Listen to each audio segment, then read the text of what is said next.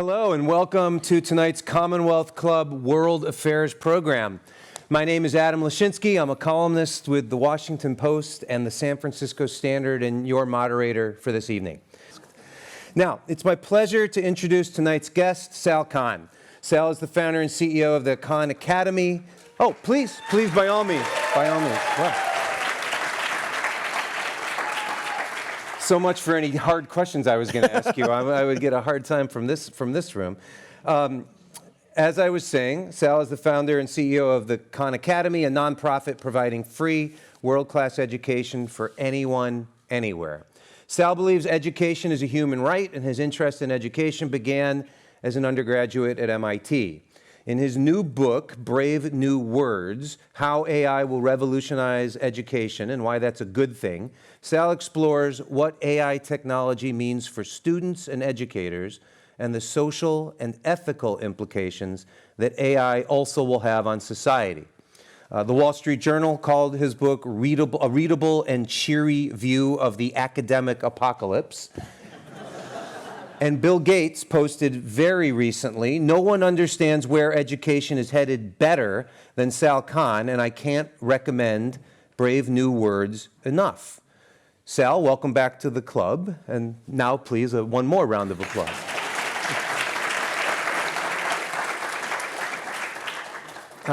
I hope I'm not too clever in asking you my first question, which is, how much of ChatGPT wrote your book? Very little. I will say that I definitely used it for ideating some of the chapter titles, but I don't think any of ChatGPT's ideas made the final cut. Okay.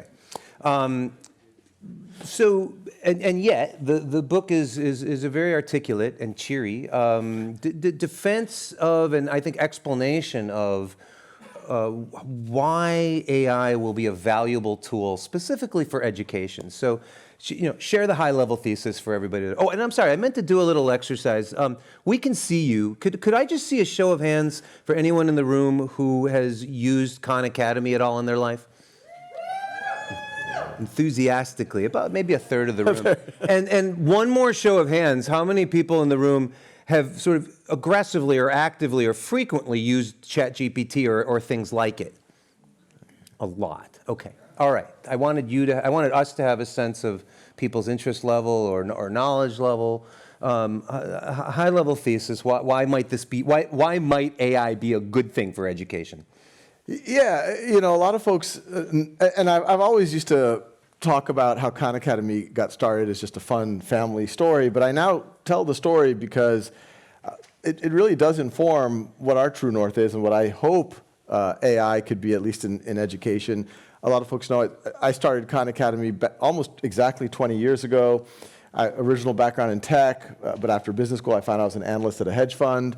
And 2004, my family was visiting me from New Orleans, which is where I grew up, initially New Jersey for our wedding, and then Boston, and just came out of conversation. My 12-year-old cousin Nadia needed help with math. I tutor her remotely. When she goes back home, it starts to work out. Word spreads in my family, free tutoring is going on. And before I know it, 10, 15 cousins every day after work I'm working with. And even those early days, 2004, 2005, I saw a common pattern. The reason they were struggling wasn't because they weren't bright, wasn't because they weren't hardworking, wasn't because they didn't have good teachers. It was because they had gaps in their learning. They would be pushed ahead. Maybe they were in an algebra class. They were a little bit shaky on their decimals or their negative numbers or whatever. And then I, as a tutor, I could diagnose that. I could work with them. And it's something that would have been very hard if I had to work with 30 of them at once. So it was when I was able to do one-on-one, or I was able to do small group. And then as I got more cousins, and actually I did get me more cousins. I was tutoring more, and then there's a few who have been produced since then. But I said, hey, I have a background in technology. I've always been fascinated by, could you use technology in some ways to scale up learning? And so I said, well, okay, what if my cousins need more practice? I'll write a little question generator. I, as their tutor or their teacher, I want to monitor what they're doing, where their gaps are, so we could focus when we got on the phone with each other. And that was the first Khan Academy. It had nothing to do with videos. And then 2006, a friend suggested that, and by this point we had moved out here to Northern California, a friend suggested that I make videos. I gave that a shot, and my cousins, I mean, they famously told me they like me better on YouTube than in person. And what they were saying, I believe, they still appreciated me in their life, but they really liked having a on-demand version, infinitely patient, no shame if they had to review something that they should have mastered many years ago, whenever they want, pause, repeat, double speed, half speed. And I kept going. And you know, you fast forward from that period, from 2006 all the way to now, or especially even right before we started exploring generative AI, and Khan Academy is much more than me now. 160 million users, and it's in 50 languages, and it's in almost every country. We're a team of over 300 folks now. But everything we've been working on is kind of using technology in order to scale what I was able to do with Nadia. You know, I tell our team all the time, we say our mission as a nonprofit is free world-class education for anyone, anywhere. And there's a very natural tension, an intentional tension there of world-class. We want to be truly great. To me, world-class means personalized. Meet the student where they are. I always say, and I mentioned in the book, Alexander the Great had Aristotle as his personal tutor, as his teacher. That's what world-class looks like. But 200 or 300 years ago, when we had mass public education, which was a very good thing for society and did all sorts of great things, we had to make a compromise. Well, we can't give everyone a personal tutor. We'll batch students together in groups of 25, 30, 35, move them together at a set pace. And so there's always been that tension between free and world-class, but maybe, and this, I didn't predict generative AI would happen as fast as it's happened. Maybe if you intelligently use technology, you can start to resolve that tension a bit, get more personalization. And so in summer of 2022, Sam Altman and Greg Brockman, two of the founders of OpenAI, send me an email, and they say, hey, we're training our next model. We'd love to show it to you. We think this is going to be the model that's the AI that really wakes people up. I was skeptical. I'd seen GPT 1, 2, and 3, and they were cool as technologies, but they didn't seem ready for prime time. But what they showed me initially, and then the rest of our team, ended up being GPT-4, and that one seemed like, you know, the track that Khan Academy was going in terms of how good of a personal support it could provide for teachers and students was going to get better and better over time, but it was probably going to reach some limit. But what we saw, what this newest generation of models could do is that much further. So the thesis is a tutor for every student and a teaching assistant for every teacher. And before we dive into the statistics, you made two important points in the book, because you said you were skeptical at first. As I was reading your book, I found myself being skeptical. I think you anticipate a lot of the skepticism, and then you answer it, and you talk about how you've been thinking through it. But the 2 points you made that I'd like you to articulate or elaborate for the room is that one, the pacing issue, that pacing isn't right for everybody, and the fact is, okay, we don't know if this AI thing is going to work out, but how crazy are we about what we're doing right now? Talk about that, if you would. Yeah, and once again, if you think about what's going on in almost all schools, even the fanciest private schools, et cetera, students are bashed together. You know, if you have more resources, there's usually a smaller class size, but it still might be 15 or 20 students, and in some larger schools, it's 30, 35 students, and you're going at a set pace. And a teacher, let's say we're covering basic exponents, there's some lecture homework.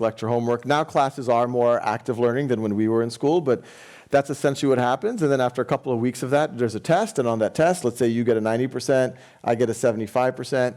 Even though that test identified gaps, and the test doesn't even measure everything, it just samples some questions, the whole class will then move on to the next concept, and that it's usually going to be now negative exponents or logarithms, somehow expecting the student who got a 75% on the more basic to now master the more advanced. And then that's even before you talk about things like the summer slide and kids forgetting things, et cetera, et cetera. And so the reason why smaller class sizes at the ideal personalized tutoring, the reason why I was able to help my cousin so much was because we had the luxury of being able to address what those gaps are. The stats I've seen, and the pandemic has made things worse. Before the pandemic, the average classroom, the average math classroom, and it's not just math, but math is maybe where it's most pronounced, in a classroom of 30, you had 3 grade levels of students in that. So, and every teacher knows this. Like, Right. okay, those kids are ready to run. These kids have some real gaps that if someone just filled it in, they would also be ready to run. And then there's a bunch of kids in the middle, so I'm going to try to, go to the average. After the pandemic, the spread, I've seen stats that it's typical now for 6th grade levels of kids to be sitting in the same classroom. So how do you keep all of those kids engaged at a level that's appropriate for them? And it's completely the opposite of, if you think about being excellent at something, if you imagine what's happening in, think about someone in sports, think about someone who's a musician, that's not what you're going to do. You're not going to give a lecture about playing piano and just hope to 30 people at a time. You're going to watch that student play piano. It's like, okay, you got to work on this scale a little bit. Your fingering needs to be better, maybe composition, and adjust to it. And so that's what the real ideal is. And your hypothesis is that an AI tutor, if it works well, can close that gap because it can give each student who has access to it the attention, the tutoring, the nurturing, the criticism with a small c that they need. Yeah, and I don't want to make, I think anytime you talk about AI, and I feel this way too sometimes, people are like, hey, is this going to go after people? Is this going to go after people's jobs? And I want to make very clear, and even in the early days of Khan Academy, well before the AI conversation became a big conversation, people would say, oh, you're doing YouTube videos, that's kind of like a lecture, and you're doing these exercises that go at a student's pace. Is this a replacement for teachers? And now people are making that they're saying, hey, is AI a replacement for many jobs now? And I've been very clear, and I say this because I truly believe it, not just because it's the right thing to say. If I had to pick between an amazing teacher and no technology, or amazing technology and no teacher, I would take amazing teacher and no technology anytime.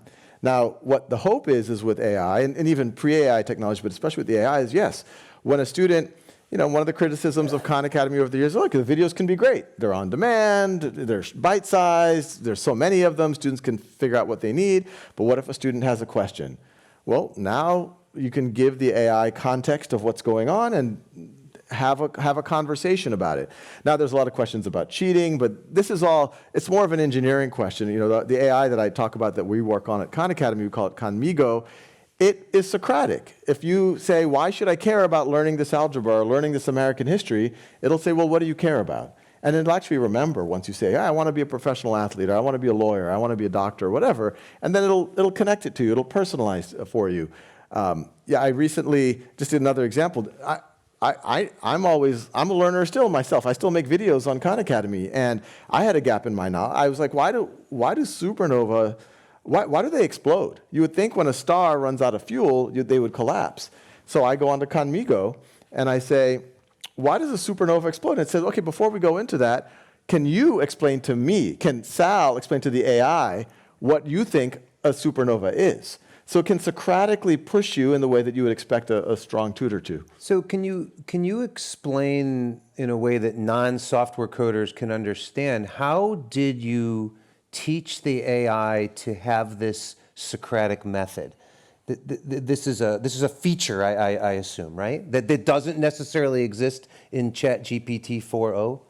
Yeah, it's a really interesting thing. And I remember even that first weekend when I believe we were the first people outside of OpenAI to have access. And this was months before ChatGPT existed, and even ChatGPT wasn't built on GPT-4. It was built on GPT 3.5.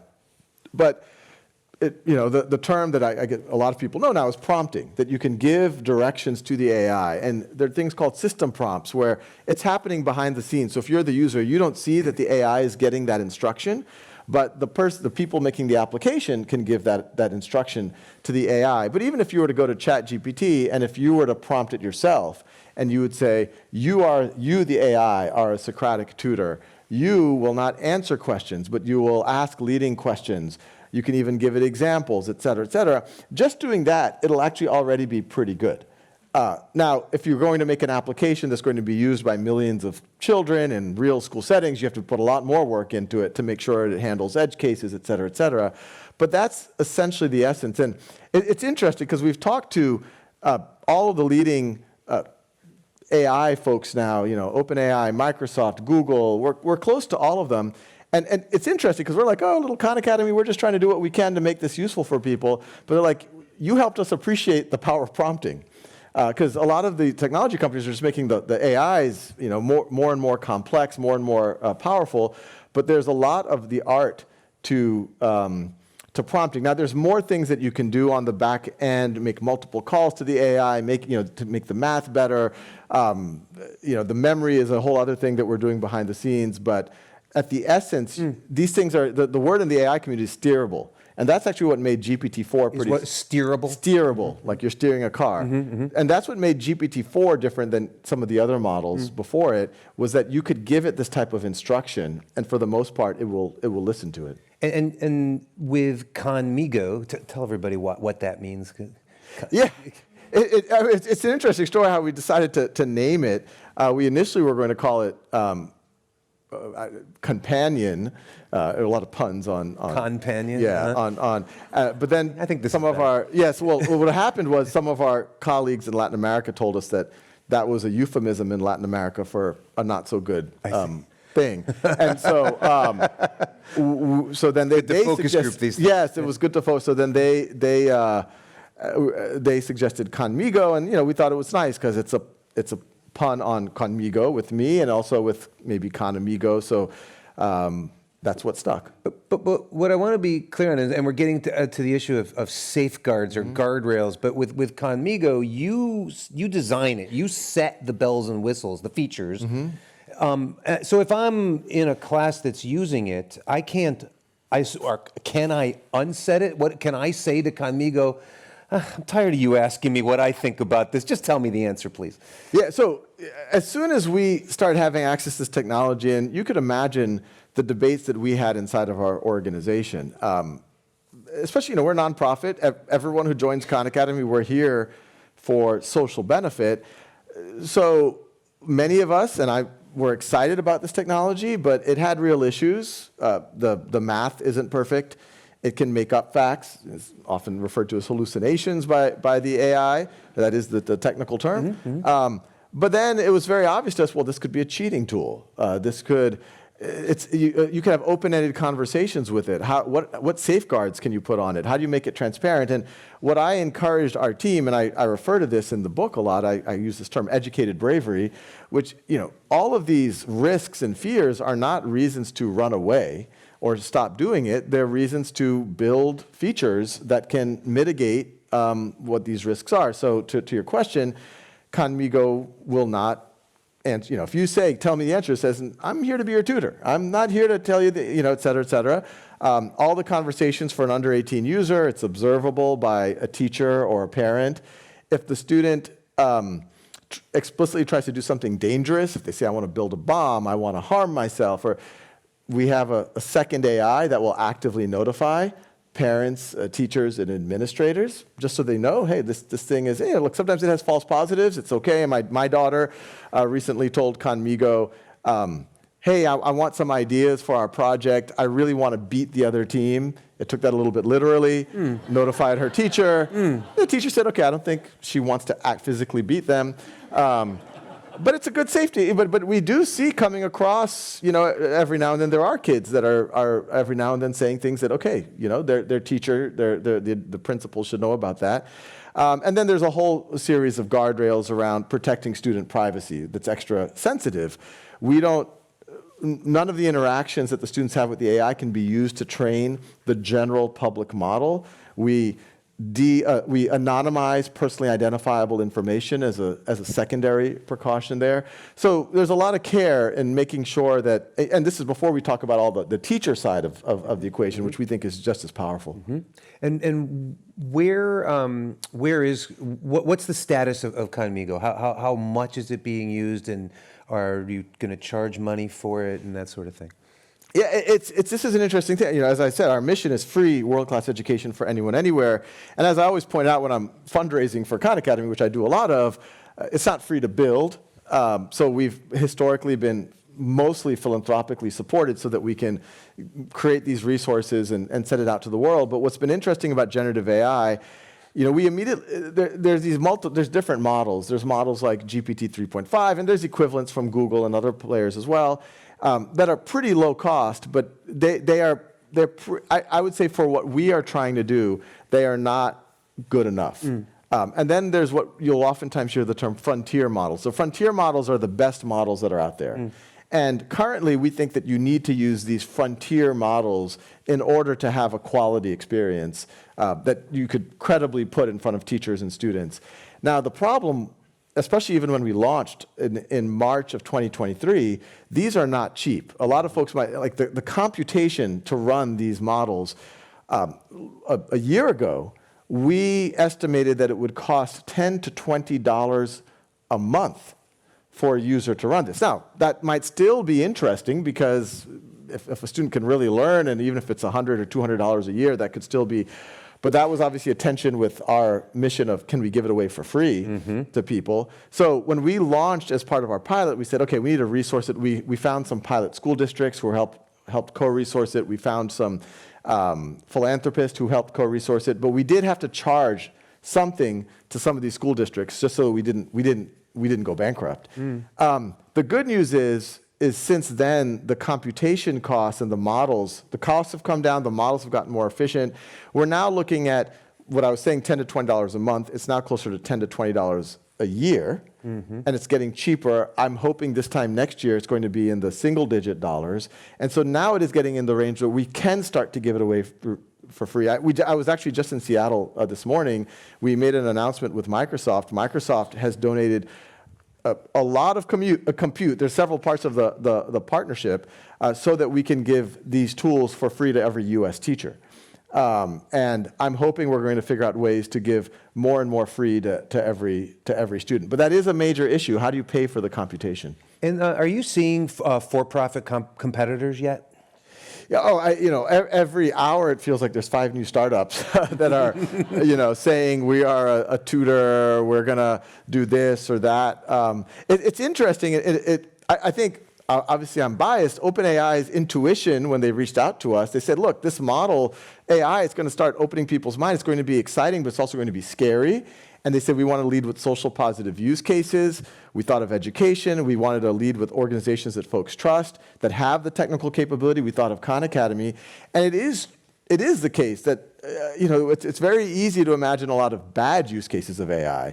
And it's funny, everyone who reads the book kind of says, oh, you're being very optimistic. Yeah, not to call you a Mark Andreessen or anything, but you come off as a techno-optimist in the book. And I've been thinking, I don't want to be overly defensive of that because it feels like everyone has walked away from the book with that.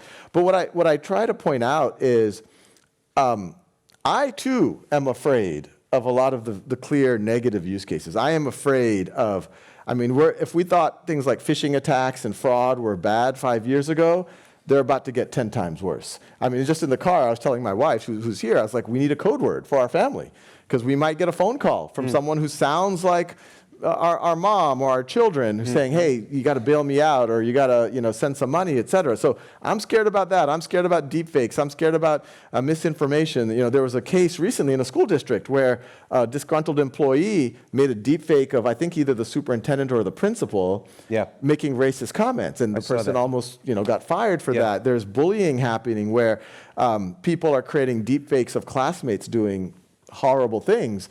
So these are very, very scary things. But what I try to point out in the book, it's very easy and most dinner parties where people are talking about AI, they get into this. Like, oh, this is scary stuff, this is gonna be, and I say, look, this isn't a flip of a coin. All technology in human history is an amplification of human intent. A knife can be used to kill, a knife can be used to build things, a knife can be used to prepare food. It's an amplification of human intent. AI is no different, although it does start to question who are we, and it goes after things that we thought were uniquely human. But what I say, we know the bad actors are going to do the bad stuff. So they're going to amplify their intent.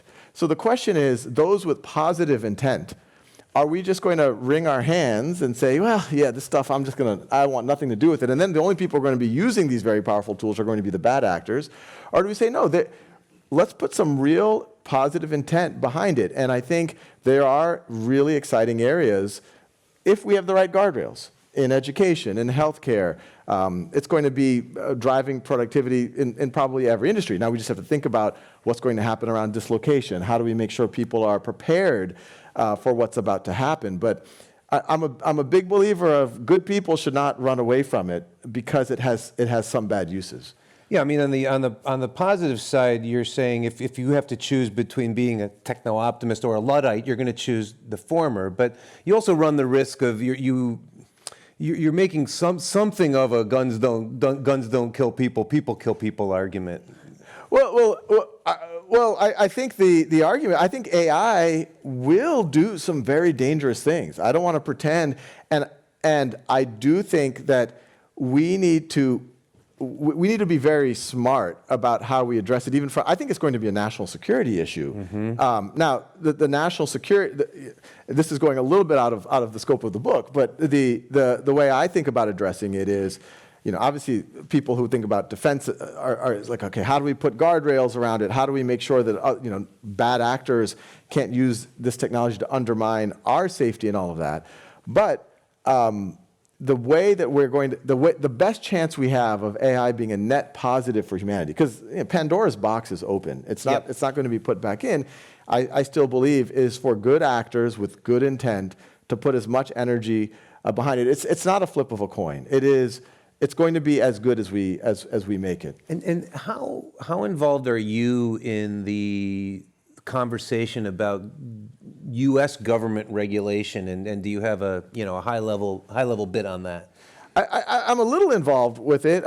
President Biden was out here in San Francisco several months ago, and then he had a little roundtable and it's funny. Arthi Prabhakar, who's works on science and technology in the Biden administration, she says well, I'm inviting you, Sal, because you're the only optimist. You're the only one who has a positive use case. So we literally, I remember we were in that room, and people are talking about really scary things, which I agree are real risks. Like imagine someone creating deep fakes of a run on a bank that can create a global financial contagion. These are real risks we have to protect against. And after 7 people talked about these apocalyptic things, I was like, no, but it can also really help kids learn, and it can also help teachers with great lesson plans. And now we have to put guardrails. We have to make sure it can't be used for cheating, and we have to make it transparent to the user. And I think there are ways, and we're building. And this is the other thing. I don't want to be someone who just philosophizes and just I'm a techno-optimist. I'm just going to say nice things. I want to build these things. I want to show people that these are real things. That real. To your earlier question. There's tens of thousands of real teachers and students that are using this I encourage people to do a web search on Conmigo, teacher stories. These are real teachers getting a lot of benefit. It's saving them time. It's allowing them to personalize their classes more. They're students who are feeling better supported, more confident than they ever had, not just in math, in the humanities. They're getting more support in writing, not less. And actually, I'm sorry to interrupt you. Will you tell the story about how I can't remember if it was a student or if it was you who used Conmigo to have a dialogue with Jay Gatsby and why that was effective? Yeah, well, the book actually starts with, this was Christmas holidays of 2022. I was just running experiments, and our daughter, Dia, I was like, hey, I've prompted the AI so it'll write a story with you, not for you. So she was writing a story. The story was about a social media influencer who got stuck on a desert island without an internet connection.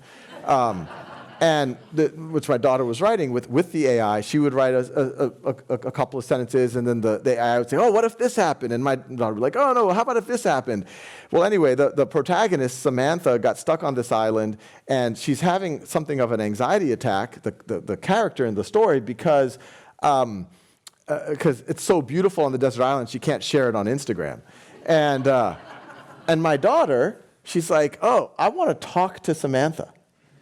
And I was like, oh, that's an intro. I talk to a character in a story that you're writing with, try it out. So talk to Samantha. And then they said, oh, hey, Dia, this is Samantha.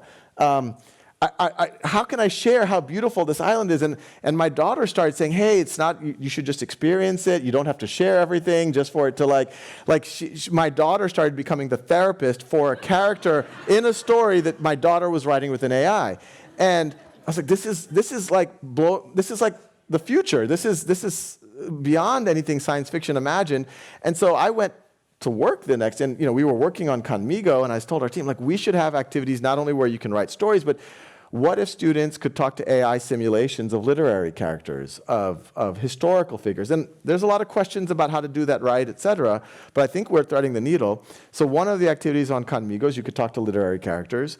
And we have an online high school called Con World School that's run with Arizona State University, has kids from all over the world in it. And they were amongst the first to use Conmigo, and a young woman named Sanvi from India, she, in this school, in Con World School, when they read books, they have to do video reviews of the books. And she'd done some research about why Jay Gatsby, looks at the green light and all of that, and that's obviously been studied to death. But she wanted a little bit more texture, so she goes on Conmigo and she talks to the AI simulation of Jay Gatsby. And she has a whole question about and she talks about Daisy Buchanan and love and things that are unattainable. I mean, long conversation. And then after several hours but like a real conversation, she apologizes to Jay Gatsby for taking up all of his time. And he's like, "Oh, no worries, old sport. This is what I'm here." But it was actually a substantive conversation. But that's the kind of thing. It really made it come alive for her in ways that are almost impossible otherwise. So you all are sending in great questions. I'm gonna start asking them very shortly. But you touched on the one thing that I found myself struggling with, and it's this question of creativity. Mm-hmm. And I think you argued your point articulately or very well, even though I'm not all the way there. But your point is that let's not have an idealistic view of what creativity is in the first place, and AI can help us be creative, not just allow us to not be creative. I don't know if I'm butchering your way of saying. Yeah, I'll go back to technology is an amplification of human intent, and AI is like that. And so if your intent is to be a creative person, it will amplify that. Because I point out, if Adam's a creative person and I want to be a creative person, when Adam walks into the room, I don't become less creative. We start riffing on ideas. We start talking about, well, what if we did this? If we all imagine the most creative times in our life, it's when we were around other creative people. If we think about the most creative times in human history, it's when creatives got together. They hung out at coffee shops in Paris. They hung out in the art studios of Florence, wherever. They work on startups in Silicon Valley. Great television shows get written in a writer's room. Exactly. So creative people, when a creative person enters the room, it's not a zero-sum game. I become more creative. And I personally have seen this with the AI. You can use it as a really good partner to riff on ideas. Now, if a student is lazy and says, I just want to I don't want to think, you could go to ChatGPT and it'll say, here's some ideas, and it's like, oh, copy and paste, et cetera. Now, Conmigo won't do that. It's going to push you on your thinking, and it's also going to make it transparent to the teacher if you're trying to just kind of call it in and go down the path of least resistance. And this is why teachers, one of the many reasons why teachers and adults and parents are so important, because it's like, hey, you're kind of just trying to coast here. That's not what the use of these tools. So I think transparency is super important. But yes, I think, one, it can amplify creativity because it gives more people access. Even when I want to brainstorm, even on Khan Academy stuff, a lot of my team members aren't available. They're in meetings, they're doing this, they're doing that. But I really want to brainstorm. What could we build? And I have found it to be a good thought partner. And then and this is a more philosophical, what is creativity? A lot of people will say these large language models, they're trained off of this huge amounts of content, and they're predicting the next word, and now it's not just about language. They can predict the next image or the next pixel and things like that. But at the end of the day, creativity is what we think our ideas we have didn't come out of the vacuum. They came out of things that we've all been exposed to. And then the most creative people, whether you think of an Albert Einstein or a great artist, they were able to connect dots with things that they had already been exposed to in ways that people didn't before. And I suspect that the AIs will be able to do this. There's already some research where there's a debate happening whether AI is just going to kind of asymptote to what's already been done, or will it in some ways be able to surpass? But there's already people using AIs to start proving, going through the frontiers in mathematics and physics, which implies that there's real creativity happening. Here's the one where the elemental one, I think, where I'm not there is you wrote and Bill Gates wrote approvingly about the AI approach to the blank paper or the blank page problem. I just don't know how to get started. So it's not that I'm going to cheat, but I'm going to ask the AI to get started for me, and then I'm going to jump in. And I think if we abandon the ability to stare terrified at the blank page and overcome that terror, which you're saying the AI can help you overcome that terror, but I think we're missing something. Well, I think it depends what you're hoping to have happen. I 100% agree. If for my own children, for anyone else's children, I want them to face that blank page, and I want them to be able to put on paper. And so what we've told teachers, and we're also building for this, is you do need to do more in-class writing now, or in-class anything, in-class design, image generation, so that you can see kids do things from scratch and write grammatically, et cetera. Now, at the other extreme, if what you're trying to, and this is maybe more for high school or college students, if the goal isn't the grammar, it isn't the sentence construction, if it's the research you did, you went and interviewed people, yeah, then maybe you could take your interview notes, and then it could help you be more productive, which is important too, because in the workplace, those who can produce a great thing faster or more of it are going to have an advantage. And then there's a middle ground, and this is what we're building at Conmigo, which is, yes, you do want students to be able to work independently on something, but it's truly their own work. So we are building it so that the student can work with the AI. The AI acts as a writing coach. And when the student ready to submit, what the teacher gets isn't just the final output. It gets the whole narrative with the AI. So the AI says, hey, I worked on this essay for 4.5 hours with Adam. He had trouble with the thesis statement. By the way, here's a whole transcript. If you went to ChatGPT, or if you went to your older sister, or if you went to one of these many things that existed before AI, where they're happy to write your essays for you online, and if you copy and paste that in, our AI will tell the teacher, I don't know where this essay came from, or this is not consistent with the work that Adam's been doing in class. So here you have a situation where AI will actually undermine not just AI cheating, but all the types of cheating that existed well before AI. I write about, there's a whole chapter on cheating in the book, and I point out cheating was rampant well before AI. If anything, AI just put a spotlight on, or in some ways made it a little bit more egalitarian in terms of the cheating. Okay, I'm gonna go to your questions, and please keep sending them up if you like. Is there a danger that most of the benefits of AI in education become sequestered in elitist institutions and households? How might this influence inequality? So that is, I think, a very legitimate danger. And it's interesting because you'll hear questions, one of fears of AI in education, and then you have a question like this, which I agree with, is like, well, what if only the elite are able to leverage it? They're able to leverage it so that their kids can learn faster. And I can tell you, in my own household, at our lab school, Khan Lab School, which down in the South Bay where my kids go, or Khan World School, the kids are learning a lot more. Not just because of the AI, they're getting supports in other things as well, but they're off to the races. They're able to go on kind of we all see in the cartoon like the Magic School Bus and all of that. They're having experiences akin to that, and so the reason, and I tell this to the team at Khan Academy all the time, the reason why it's important for us as a not-for-profit with a social mission to be in this game is so that we can make sure that that does not happen, so that all students, that we are going to work very hard to make this as equitable as possible. Because if we come out of the mix, you're either going to have people who just focus on the elite and are going to try to just charge people who can afford it, and then you're going to have people make maybe cheaper approximations that for those who can't afford it, and then that goes. But we try to do both. We want to be world class. We want to be the best, even for folks. One of the reasons why Khan Academy really got on folks' radar back in 2009, 2010 is Bill Gates famously said, I am using it with my children. And it was a huge signal to the world that he can afford anything, yeah. But he still chose to use this free tool. This tool that is also free for kids in villages in India or kids in the inner city in San Francisco. And so we want that same reality to happen with these even more powerful tools.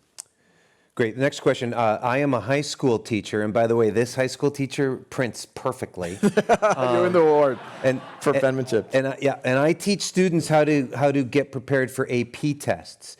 In the test, students have to write essays and analyze data. But if the students constantly use AI to do their homework or practice their essay, how can they be ready to be successful in the test? How can AI be useful here? Yeah, well, this is exactly what I'm excited about. The historically, a student doing open-ended things and getting feedback on it, it was a very labor-intensive or expensive process. Any teachers in the room, whether it's a lab report or an essay, to grade those papers, to give feedback, and there's amazing teachers doing it, doing an amazing job. But imagine, I just met a 7th grade teacher who has 6 class periods, 30 kids in each class period. She assigns an essay on, say, The Great Gatsby, 180 papers to grade over the week. If you told me that all I had to do over the next week and had no other work was grade 180 papers on The Great Gatsby by 7th graders, I would tell you, no thank you. I will not be able to do that. That is very hard.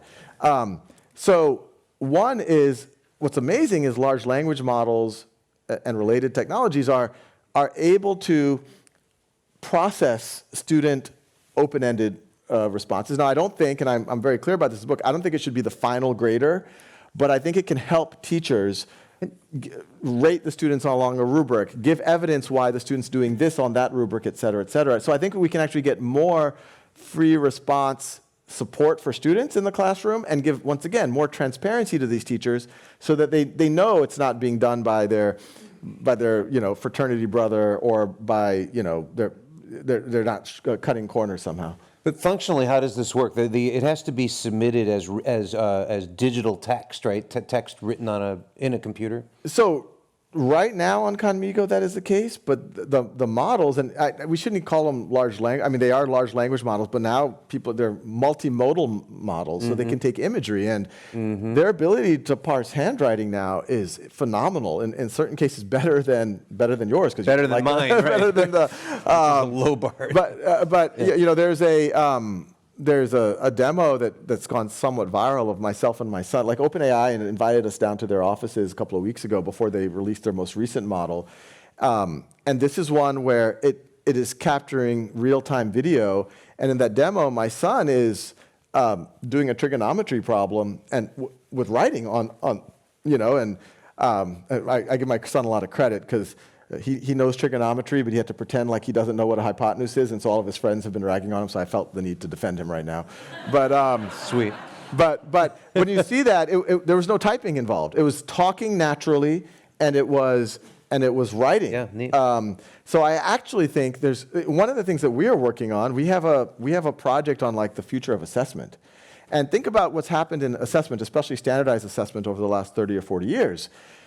You want to standardize it, you want to make it scalable so that you can give it to millions of kids, you've essentially eliminated open-ended things. You've eliminated writing, you've eliminated free response, you've eliminated those blue books that we all remember growing up. And so it's not a surprise that when you even go to some of the top universities in the country, professors will tell you kids don't know how to write anymore because that's not measured anymore. Yep. We're now in a world where I see, and once again, this isn't conjecture, we're literally building this. In the next year or two, you're going to see standardized assessments where the student work, whether it's math and they're showing their work, or it could even be them drawing a diagram, designing something in science, it could be them writing out something in the humanities, or labeling a map, or drawing a map, it can actually be processed at scale. So now you can then give those insights to the teacher, because historically, if you're a parent or teacher, you said, oh, the child's in the 52nd percentile. What do you do with that information? But now you could say, they're in the 52nd percentile, and here's an example where they really struggled with the distributive property. And here's their work. And so I think that will enrich the experience, not kind of turn it into something superficial. It's really interesting too, because it's a far more sophisticated version of the I think the thing we heard about AI ad nauseum for 10 or 15 years of helping radiologists read, x-rays or other kinds of scans, right? And that's great and all, but it was the only thing that anyone would talk about. Someone wants to know, did you have a favorite teacher or professor? And if so, why did you like them so much? Oh, yeah, I mean, many, and I'll go through it fast. I'm probably going to miss some folks, but I remember a second grade, Miss Roussel, and this was kind of I guess for lack of a word, a gifted enrichment program. And I remember when I went in, she's like, "Well, what do you care about? Like, what are you into?" And I remember I was 7 years old, and I remember this. I don't remember much from 1980, 83, and I said, "Oh, I like puzzles. I like drawing. And she's like, "Okay, we'll do puzzles. We'll draw. We'll do." And I was afraid to tell other people about this enrichment program. I thought it was some racket that was going on in the school, but that.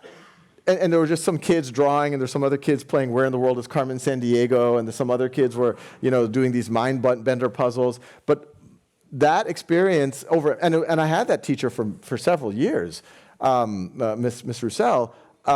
That was a powerful experience for me. I mean, when I think about creativity and when I think about discovering passions and having that space, and why did I love? Because it didn't feel like I was getting. It felt a lot closer to Aristotle and Alexander the Great than kind of being in a factory model and being and many times if you're not. If you're kind of in the middle someplace, or you're not going to get a lot of attention. There were other classes where I don't think the teacher really knew who I was. You fast forward to 5th grade. I remember Miss Ellis. She would run her 5th grade social studies class like a humanities seminar at college. I remember she would peel an orange and she would just keep asking questions. She would never answer questions. So why do you think this? Why do you think this? 5th grade. In 5th grade. Wonderful. And that still informs me. When I'm thinking about Conmigo, I'm like, Conmigo needs to be a little bit like Miss Ellis. Needs to just keep asking questions. All right, well, let's let those two have all the glory for now. I have more. I have more. I know, Mr. Hernandez, Miss Kennedy, Dr. Santanilla, there's more. You clearly were a fortunate student. I was. Yeah. I was. You are in charge of redesigning the U.S.'s educational system from scratch. What would it look like? Great question. So I will start with things that are, I would say, not technology related. The first thing I would do is move to what I would call a competency-based system. So just as a background, our system today is a seat time-based system. Like even if you look, when most states do this, in California, you have the A to G requirements. If you want to go to the University of California system, they say you need to take at least 3 years of math. You need to take 2 or 3 years of foreign language, 4 years of English. They're not saying that you need to master this level of math. Yeah. You need to, and the reality is, in the seat time-based system that we have, most students in America take, and I'll focus on math, but the same thing is happening in the humanities. They take classes called Algebra 1, Algebra 2, Geometry. Almost all students take those classes, and then many take trigonometry, calculus. 60 to 70% of kids who go to college, so it's about half kids, it's about half of all students who even end up going to college, but of that, let's call it the top half, it's not necessarily the top half, but of that half of students, 60 to 70% when they go to college, colleges give them a placement exam, and that placement exam for 60 to 70% of them says, you are not ready to learn algebra yet. So the system has students with these gaps, the same gaps that I saw with my cousins and we see throughout the system. They didn't know exponents well, they didn't know decimals well, they're struggling with that algebra equation, but hey, I just got to keep moving you along, moving you along. And what happens is you just keep watering it down, it's seat time based, and the reality is you sat in a math class for so many years, but how many kids actually learned algebra? And I would make an argument it's much more important to master basic algebra than to have seen trigonometry and remember that it involves some words, but not really knowing what it is or how to apply it. So number one, I would move to a competency-based system, and then I would say, nationally, internationally, anyone who reaches this level of competency, we will give you the equivalent of a high school diploma, college diploma, et cetera. Then I would work with industry and graduate schools to say, this is what you care about. And then I would get the education system. Universities and schools would then be about preparing people for these, and it would be very transparent. No matter how fancy or old a university is, if your students aren't reaching that level of competency, who cares what you're doing? While if someone else can figure out an innovative way to get students to that level of competency, then that could be, so that's the first thing I would do. And then the other thing I would do is I would kind of create, and obviously this is what we're working on Khan Academy, what we say is we want to raise the ceiling. If you're in a class of 25, 30, you have an amazing teacher, we want to make it more personalized, but we also want to raise the floor. So If you are in rural Alaska, you don't have access to a great calculus class. You don't have access to a great English lit class. We think the technology now exists that we can give everyone at least access to that. So I would do the combination, competency-based system, make those credentials matter, and then I would give a safety net system and then the traditional schools could also use that technology to just make sure that they're able to deliver it. You know, your competency-based idea strikes me as somewhat similar to healthcare professionals who say, you know, we shouldn't be treating symptoms, we should be treating people's overall health. And we know that's not going to happen. On a scale of 0 to 10, how likely is it, do you think, that your competency-based dream will be realized in your lifetime, let's say? You know, what's interesting is it kind of is happening behind the scenes. It's just that the traditional degrees aren't fully recognizing it. If you want to be, I'll pick let's take software engineering now. There's such a shortage of software engineers. Some of these big tech companies, if you go to so I'll say two cases. There are young people graduating from some of the top universities in the country with computer science, software engineering, electrical engineering degrees, but they don't have the skills to actually be productive in the workplace. And then there's other folks who are taking these competency-based, sometimes they're called boot camps, but you're learning some of these skills, and it's variable on how long it takes you. Some people it might take you 6 months, some people it might take you 2 years, but once you get there, those students are getting the best jobs. Western Governors University, a lot of folks don't know about it. It's, depending on how you account for it, either the largest or second largest university in the country. It's competency-based. They are, so I ask people, where do you think Apple hires the most engineers from? Amazon hires the most engineers from, and most people say, oh, MIT, Stanford, they come up. Western Governors University, competency-based. And the average time to get a 4-year degree in computer science is 2.7 years. Because where is that? it's online. I see. It's online. Not, yeah, okay. It was started by 10 Western governors about 30 years ago. Oh, interesting. Because they wanted, and so it's primarily been for career changers, for people in their 30s and 40s who want to, but think about if you take that type of a model and then you could do it for different use cases. You pair it with I'm a big fan of in-person. I'm a big, my wife's here. I met her at college. Like, I love the quad. I love throwing the frisbees. I love the late night conversations about philosophy. I think there's a world where I like the way you kept that clean. Your list of things that you loved about college. I had a very G-rated experience actually. I sometimes regret that, but the what I say is use technology for what technology could be good for, but when human beings get together in a room or on a campus, optimize for that. Here's speaking of higher learning, here's a loaded question. Do you think AI applied in academia will restore diversity of viewpoint? I'll give you an example that I think makes me optimistic. I guess that's the theme here. I'm optimistic. Guilty. We had a reporter, we have an activity on Conmigo called Tutor Me in the Humanities. We had a reporter come to our offices, super skeptical about will an AI be able to maintain some level of balance on politically charged issues. I said, don't take my word for it, try it out with Conmigo. We've taken great care here. So the reporter took on the persona, maybe it's the reporter's point of view, of someone who's very pro-gun control. Goes on to Conmigo and says, I can't believe there are people who still think the Second Amendment makes sense, guns are killing people, et cetera, et cetera, et cetera. Made a very strong argument. Conmigo, now, I suspect if you go in 50% of American classrooms, you'll have a teacher will say, yes, you're absolutely right. I don't get what the rest of the country is thinking, and the other half of the country, how dare you say that? This is a fundamental right. What Conmigo did is, I think, what is the right answer, which is it asked the reporter, before we even get into now, why do you think the Second Amendment was originally placed in the Constitution? So the reporter was taken aback. It's like, oh, no one's asking. The AI is asking my opinion? Okay, so the reporter's like, oh, well, it was right after the Revolutionary War. We didn't have, the British weren't allowing us to have arms.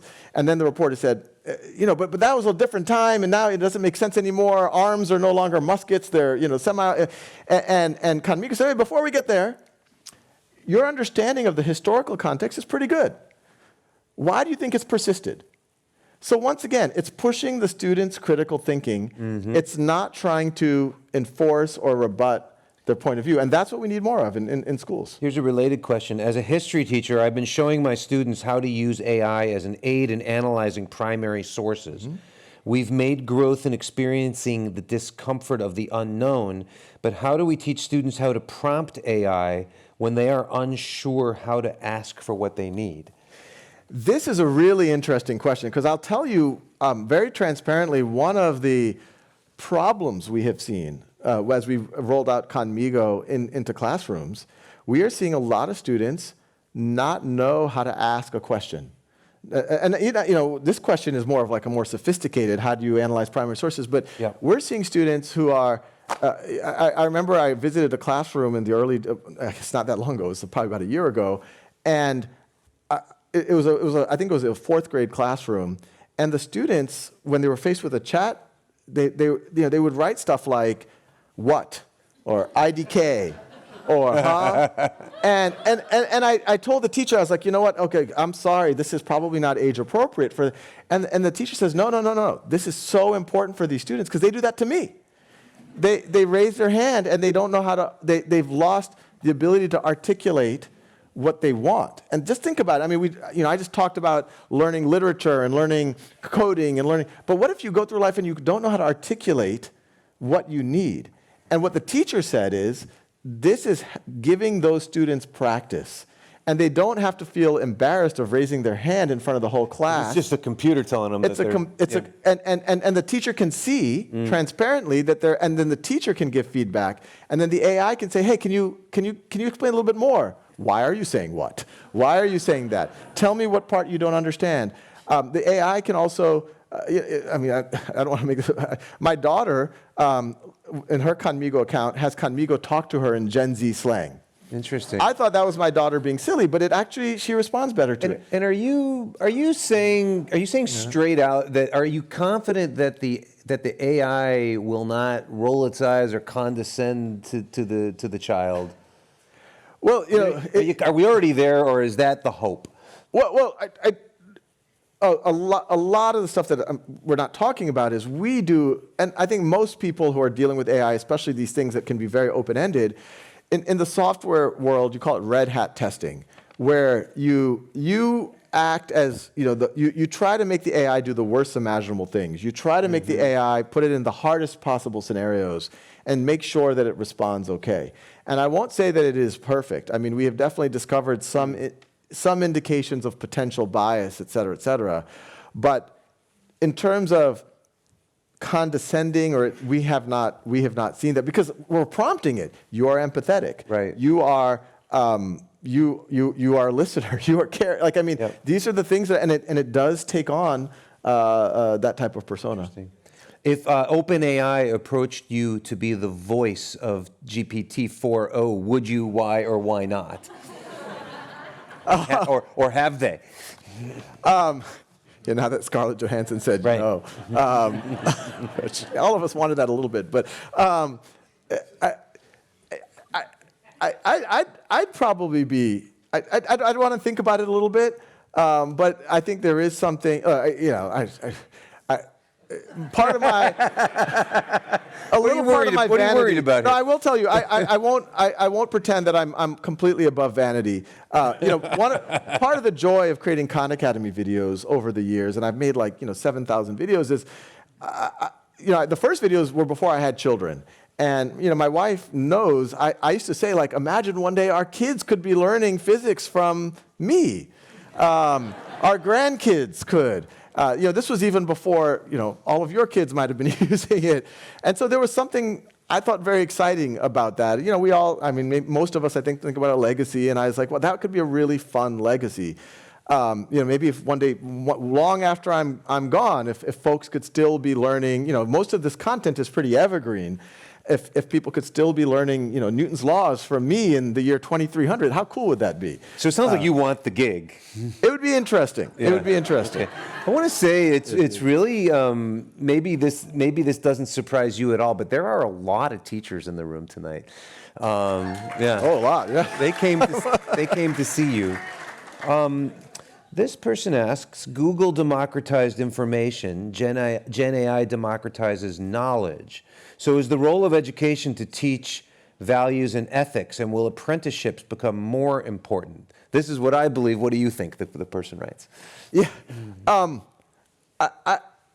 I've been something of a traditionalist. Even when the internet came out and Google came out, a lot of people would, well, even with the calculator, people said, oh, kids don't need to know arithmetic anymore. I strongly disagree. You need to be able to walk into a supermarket. It says 30% off. You need to be able to make sense of that. You need to be able to, calculate bills. You need to, and that fluency isn't even, maybe if there's a calculator around, you can do it a little bit faster, but that fluency helps you form connections, even subconsciously when you're not around. Same thing, people said, oh, Google exists. You don't need to know content knowledge anymore. I'm a traditionalist. I've started some schools, and in progressive education, I just did air quotes for those listening. It's become very in vogue to say, oh, it's more about the hands-on or the constructivist learning. It's less about the content knowledge. I'm a big believer that it is both. That you need to have that content knowledge in order to make connections. And so similarly, in an AI world, the people who are going to be amplifying their intent the most are not the people who don't have the content knowledge or don't have the skills that the AI can do, or they're going to be the people who can hang with the AI, who know enough to know how to steer the AI, who know how to put the pieces of the AI in place. So I tell everyone it's even more imperative that students have their written and oral communication, that they have strong critical thinking, they have strong math fluency, they have strong content knowledge and broad content knowledge. Of course, the philosophical, the ethical portion of it, and then also, how do you leverage these tools to amplify what you want to do in the world? This person asks, how do you imagine Conmigo scaling across the public higher education sector? For example, the 116 California community colleges in California serve traditional transfer students, workforce, career education, and non-traditional aged adult learners. And this person helpfully included their email address, so I'll give this to you afterwards. Go ahead. What's fascinating is, I said the story of when we started talking to OpenAI back in the summer of 2022, and we signed all these non-disclosure agreements, and we started working on Conmigo, trying to put all these guardrails in place, make it safe, make it pedagogically positive. And then in November, ChatGPT came out. And I slacked the OpenAI leadership team. I'm like, what's going on? You have us all lawyered up, and you just launched something. And they said, we just put a chat interface on an older model, and the whole world kind of exploded. And I was really scared because it was very clear it could be a cheating tool. It was not built for education. There were no guardrails put on it. And rightfully, a lot of school districts and colleges started just banning ChatGPT. And so I was worried. I was like, oh, we're really working on this. It could be a very positive technology that people are going to throw out the baby with the bathwater. The good news is by the time that we launched in March of 2023, I actually think almost all educators, I've met very few who are now like, oh, I want nothing to do with AI. I think every educator we talk to, every school leader, every university president, every professor is saying, no, this is going to be part of kids' futures. They need to know how to use this. But we have a real problem. How do we expose them to the technology? How do we make sure it has a positive benefit on their learning without it undermining their learning? So, but in some ways, that is going to drive, I think, faster adoption than otherwise, because even Khan Academy in the past, it was always an additive thing. It wasn't an emergency that you had to use Khan Academy. But now, especially in higher ed and in high schools, they're like, well, kids are cheating on their essays. What do we do? Can you give us a tool that has more guardrails, that can undermine the other forms of cheating? So we're seeing, we started with a few tens of thousands a year ago. We're now at about 100,000 real teachers and students in classrooms. This coming back to school, we're going to be approaching about 1 million. These are in U.S. public schools. We're going to have several 100,000 in Brazil. We're looking at ways to have several hundreds of thousands to millions in India soon. And this is working with the school systems, with the ministries of education. I got recently a country is thinking, that former question about what would you do if you had to architect the education system? AI, in a strange way, is making countries even start to think about some of these questions in a more holistic way. We're at the point in the program where we only have time for one more question. It's going to be mine. How are you thinking? It's my prerogative, right? How are you thinking about intellectual property rights? And maybe, quickly, how does Khan Academy already deal with intellectual property rights? And the New York Times is suing OpenAI because it believes that OpenAI is stealing its intellectual property along with a lot of other people's intellectual property. Yeah, so this is a very interesting philosophical. Now, on the Khan Academy side, we have always said, hey, our content is there for if it can make the world better. And we've historically said, hey, it's non-commercial if someone wants to use it. And there are some people who have used it as pseudo-commercial, but we're like, hey, if you're using it as a positive end. But you do pay to create it. I meant on the creation side. Oh yeah, well we create all of our own content, or we work with partners to create that content. Now, a really interesting question. I know there's this lawsuit about an artist. You could ask OpenAI, or you could ask ChatGPT, can you create an image in the style of? Can you write an article in the style of Adam Lashinsky? And it will be informed because it would have trained on your articles or on that artist's paintings.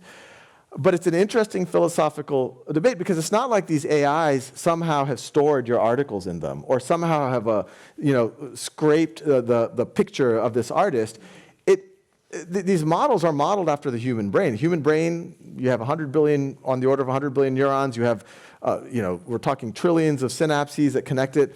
They have different strengths depending on what that brain, depending on what we are exposed to. This is what's happening in these models. So as it gets exposed to your op-ed or it gets exposed to this artist painting, the model, I mean, these are numbers really, but they represent synaptic connections between neurons, are changing. So it's not like you can dig into that AI and you can see that.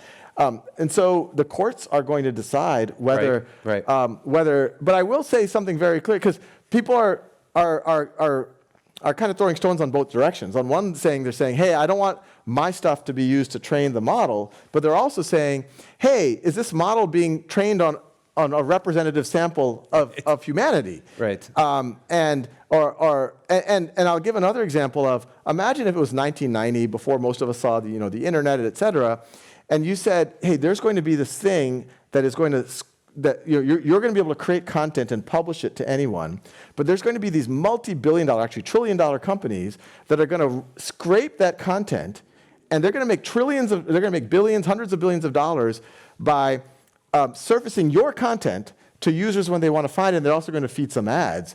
You'd be like, oh, that's horrible. But what actually happened? I still think it's horrible. Well, no, now you're paying people so that Google finds your content. You're trying to search engine optimize so that Google finds your stuff. Yes, I understand. I don't know how it's all going to play out, but I do think people should really think about what they want. Do they as more and more people go to, and once again, it is, the genie is out of the bottle. As more people are going to go using ChatGPT or using Copilot on Microsoft or using Gemini and Google to make sense of the world, do you want your content somehow represented or do you not want it represented is an interesting question. Well, on that note, I think everyone would agree with me that no AI could be as engaging or as articulate as Sal Khan.